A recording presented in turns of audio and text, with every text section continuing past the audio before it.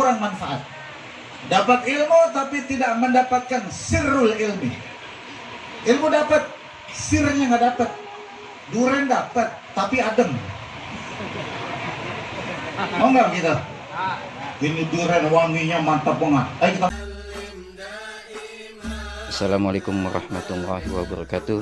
Sebelum Anda menyaksikan channel kami, alangkah baiknya Anda subscribe dahulu. Manusia paling mulia Nabi kita Muhammad, manusia paling Alhamdulillahirabbil alamin. Wassalatu wassalamu ala asyrafil mursalin Sayyidina wa maulana Muhammadin wa ala alihi wa sahbihi ajma'in. Amma ba'du, farabbi syrah li sadri wa yassir li amri wa hlul 'uqdatam min lisani yafqahu qawli. Hadratil mukarramin wal muhtaramin, segenap para habaib, segenap para alim ulama, para asatidah, para kiai, wabil khusus tamu kita tercinta, ad-da'i ilallah, al-hasibin nasib, al-habib tahir bin Abdullah al-Kafi, mata'anallahu bidula hayatih wa nafa'ana bi'ulumi biddarini amin. Sudah lama kita menunggu, mengharap kedatangan dan kehadiran beliau. Kita hanya mendengar suara beliau lewat rekaman, atau kita hanya melihat lewat video barangkali. Tapi alhamdulillah wa syukru ala ni'amillah, pada malam hari ini beliau dalam kesibukannya menyempatkan waktu untuk datang ke tempat ini. Maka mudah-mudahan ini tempat menjadi tempat diturunkannya keberkahan oleh Allah Subhanahu wa ta'ala. Para habaib yang lainnya yang Al-Fakir tidak sebut satu demi satu tanpa mengurangi mahabbah dan takzim. Juga guru kita tercinta Kiai Haji Syahruddin Arsyad, Kiai Muhammad Safitri Arsyad, dan segenap para asatidah yang lainnya. Sebelumnya Al-Fakir tidak merasa layak dan pantas untuk bicara dan berdiri di hadapan para alim ulama, wabil khusus di depan para habaib, terlebih Al-Habib Tahir bin Abdullah Al-Kaf, mengingat keterbatasan Al-Fakir. Tapi berhubung beliau datang dari Tegal membawa kendaraan mobil saudara, letih dan capek, maka beliau kita perkenankan untuk istirahat terlebih dahulu. Maka tuan rumah yang tercinta, Al-Mukarram wal Muhtaram Ustaz Rahmatullah, semoga Allah Ta'ala berikan sehat walafiat kepada beliau. Meminta Al-Fakir untuk menanjal sementara sambil menunggu istirahatnya Habib kita tercinta. Maka untuk itu saudara-saudara sekalian, alhamdulillah kita menunggu dari tadi sore, duduk tidak berdiri. Sabar, kaki kita pada pegal saudara-saudara. Ada yang kakinya udah sesemutan barangkali ya. Ada juga, ada ya? Ada juga yang punya penyakit asam urat. Ada kan? Udah ngaku gitu. Ada yang udah lelenggutan, tapi ditahan. Kenapa menahan saudara? Sebab kita menunggu guru-guru tercinta, menunggu orang-orang saleh untuk bisa kita lihat dan kita bisa saksikan, bisa kita dengarkan nasihat-nasihatnya. Itu namanya adab, itu namanya akhlak. Dulu saudara, ada seorang ulama besar tinggal di kota Madinah, bernama Al-Imam Malik radhiyallahu ta'ala anhu. Beliau itu apabila hendak menyampaikan satu hadis Nabi Muhammad Sallallahu Alaihi Wasallam, beliau mandi seperti orang mandi junub karena hendak membacakan hadis Nabi. Beliau tidak berjumpa dengan Nabi Muhammad, saudara, seperti kita tidak berjumpa. Tetapi Nabi beliau adalah Nabi Muhammad. Seperti halnya Nabi kita pun Nabi Muhammad. Tetapi ini Imam Malik, walau tidak berjumpa dengan Nabi Muhammad, beliau akan membacakan hadis Nabi Muhammad. La yufta wa fil madinati Malik. Tak berani manusia berfatwa ketika di Madinah masih ada Imam Malik, orang alim besar. Ketika hendak membacakan hadis-hadis Nabi, beliau mandi seperti mandi junub.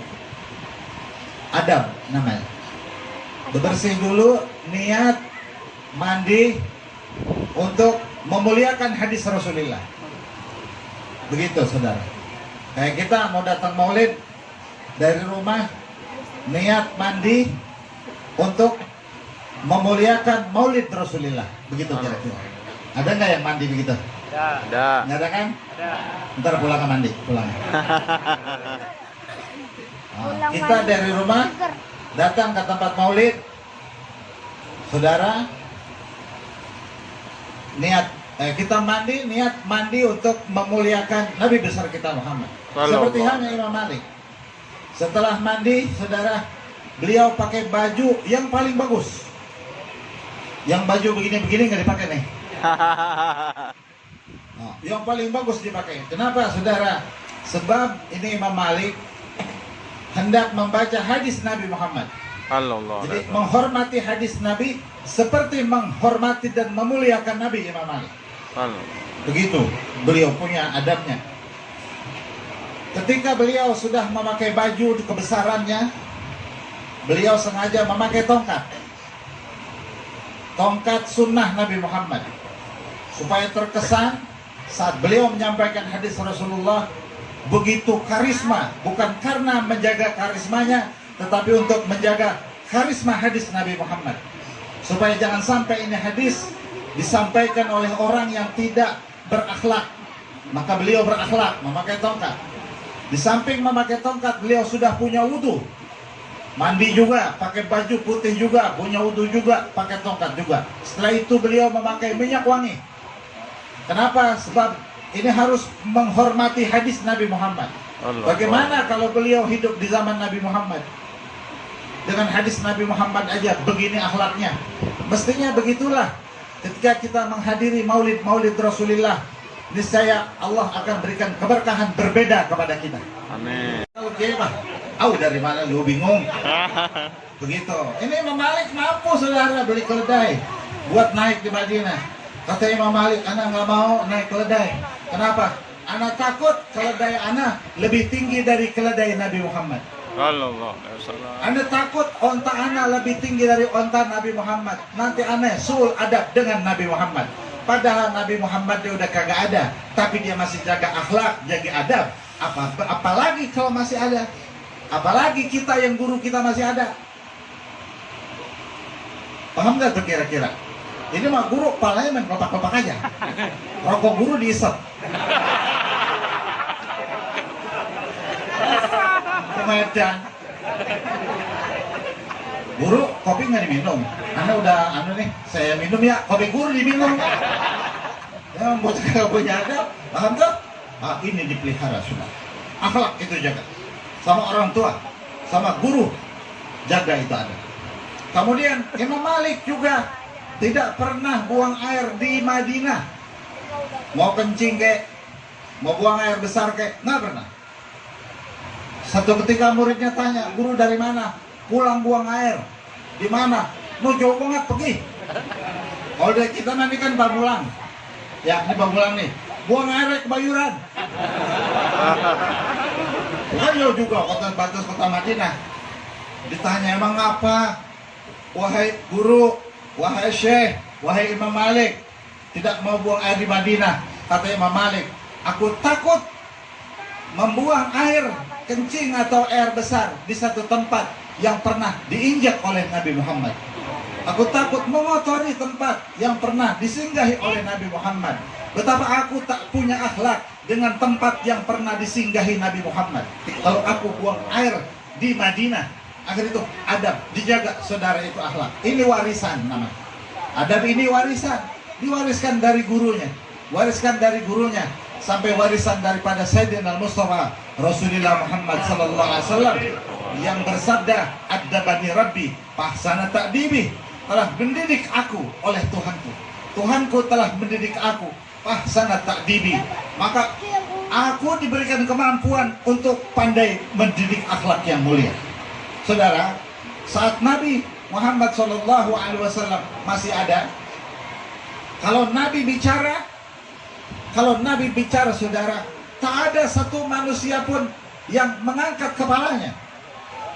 Itu namanya al-isgha. Jadi ada as-sima, ada al-istima, ada al-isgha. Kalau simak makna yang dengar. Orang lagi ngomong, dia dengar. Belum tentu dengerin. Ada juga orang lagi ngomong, dia mendengarkan saudara. Tapi tangannya kelayaban.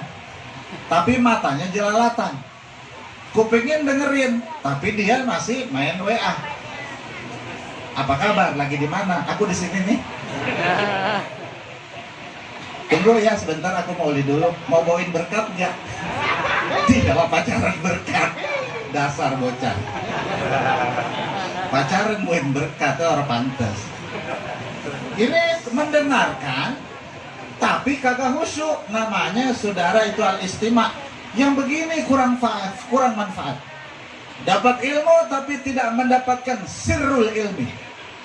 Ilmu dapat, sirnya nggak dapat. Duren dapat, tapi adem. Mau nggak gitu?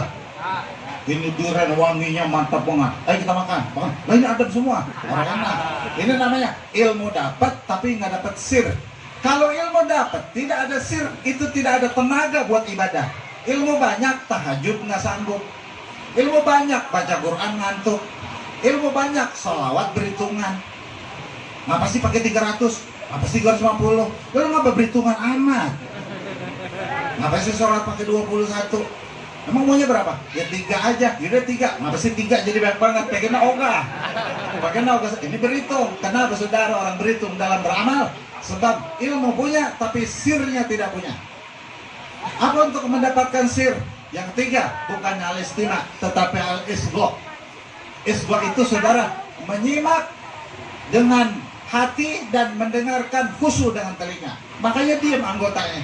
Di zaman Nabi Muhammad, Rasulullah mendidik para sahabat-sahabatnya itu untuk mendengarkan dan menyimak apa yang disampaikan oleh Nabi Muhammad, sehingga apa yang diucap oleh Rasul mereka diam. Nunduk, begitu dengerin, menyimak. Kalau kita kan nunduk, ngeces. Bener nggak gitu? Ngaku ya? Nunduk gini. Sehingga saudara, yang mereka dapat bukan hanya hadis Nabi, tetapi sirrun nubuwah. Apa namanya? Saya kasih contoh sir nubuwah begini. Di zaman Sayyidina Utsman, saat beliau menjadi khalifah Rasulullah yang ketiga, Utsman bin Affan, rapi sholat berjamaah, biasa salam-salaman. Ada salah seorang sahabat yang mau datang ke Sayyidina Utsman, sholat berjamaah, di jalanan saudara ngelihat cewek. Di jalanan ngeliatin, dia lihat begini, cakep amat itu ya, begitu. Kan wajar anak laki begitu, wajar nggak kira-kira? Malah dia ngata gini, ya segitu mah kurang, begitu. Kurang. Kok cakep banget tuh. Sampai masjid saudara salaman. Setelah salaman, di tangan Sayyidina Utsman katakan begini, Ra'aitu atharal ma'siyati baina aini. Kan Sayyidina Utsman, Ra'aitu atharal ma'siyati baina ainaika. Aku melihat bekas maksiat di antara kedua matamu. Padahal Sayyidina Utsman kagak ngeliat kalau ini bocah ngelirik cewek. Akhirnya katanya orang begini, ya Khalifah Rasulullah, awahyun ba'da nubuwah. Wahai Khalifah, masihkah ada wahyu setelahnya tidak ada kenabian? Rasulullah sudah wafat, tapi peristiwa ini seperti di zaman Nabi.